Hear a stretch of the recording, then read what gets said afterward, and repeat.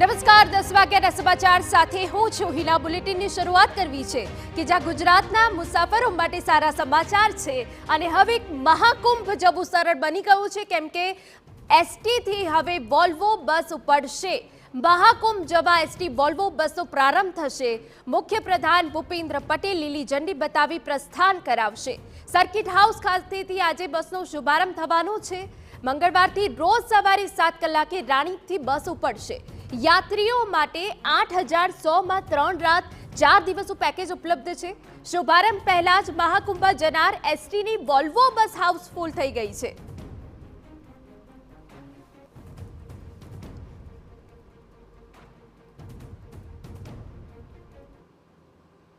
अनेक एवी सूचनो हता सरकारने मळ्या हता कि महाकुंभ माटे सरकारे अलग व्यवस्था करवी जोईए अने तेने ज ध्यानमां लईने आजथी खास एक जीएसआरटीसी नी वोल्वो बस छे ते शरू थवानी छे।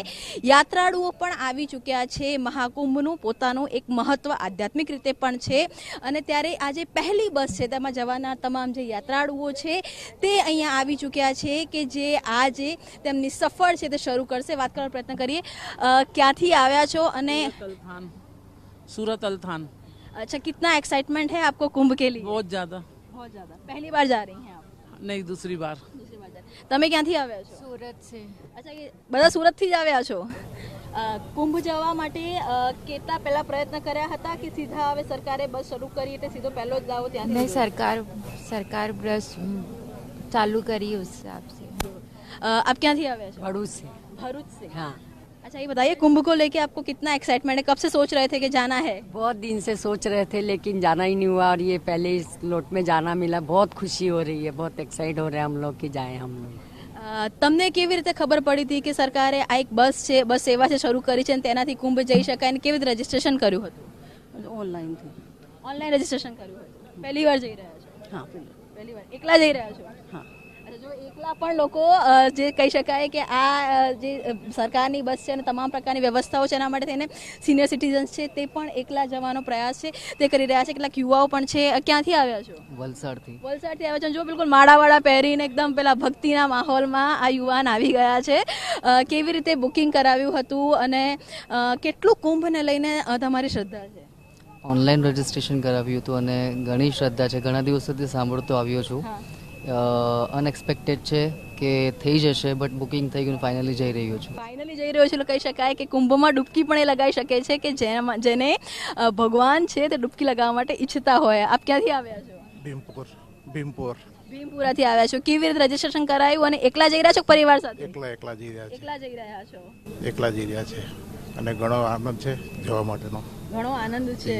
તો આ તમામ એ યાત્રાળુઓ છે કે જે પહેલી જ બસની અંદર જે મુસાફરી છે તે કરી રહ્યા છે અને મોટા ભાગે જે કહી શકાય કે એકલા જવાવાળા પણ લોકો છે, યુવતીઓ પણ છે, તેમની સાથે પણ વાત કરવાનો પ્રયત્ન કરીશું। ક્યાંથી આવ્યા છો? सुरेंद्रनगर। સુરેન્દ્રનગરથી આવ્યા છો। એકલા આવ્યા છો? हाँ, एकली આવી છું। અચ્છા, પરિવારે અલાઉડ કરી દીધા છે? હાજી, કેમ કે સેફટી તો આપણને ખબર જ છે અને ગુજરાત તરફથી છે એટલે અલાઉ કરી દીધું છે। અલાઉ કરી દીધા છે। 3 દિવસની તૈયારી છે હાજી, અને કેટલી એક્સાઇટમેન્ટ છે? ફૂલ એક્સાઇટમેન્ટ છે। ફૂલ એક્સાઇટમેન્ટ છે। તમામ પ્રકારની સુવિધા મળી રહેશે એવું લાગે છે? હા, જેણે વ્યવસ્થા કરી છે એટલે અમને ભરોસો છે કે પૂરેપૂરી વ્યવસ્થા હશે। પૂરેપૂરી વ્યવસ્થા હશે।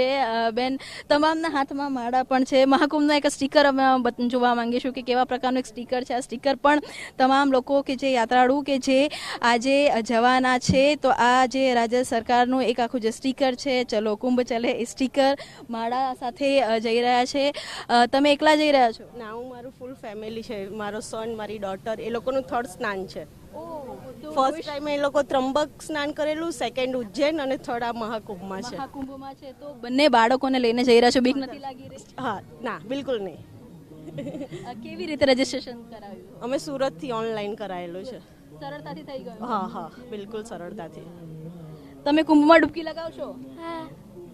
બીક લાગે છે કે એક્સાઇટમેન્ટ છે? એક્સાઇટમેન્ટ છે. એક્સાઇટમેન્ટ છે. આપ જોઈ શકો છો કે નાના નાના બાળકો છે, એટલે કે આ જે ફર્સ્ટ જે બસ જઈ રહી છે એની અંદર આપ જોઈ શકો છો કે યુવાનો પણ છે, એની અંદર મહિલાઓ પણ છે, યુવતીઓ પણ છે અને બાળકો પણ છે.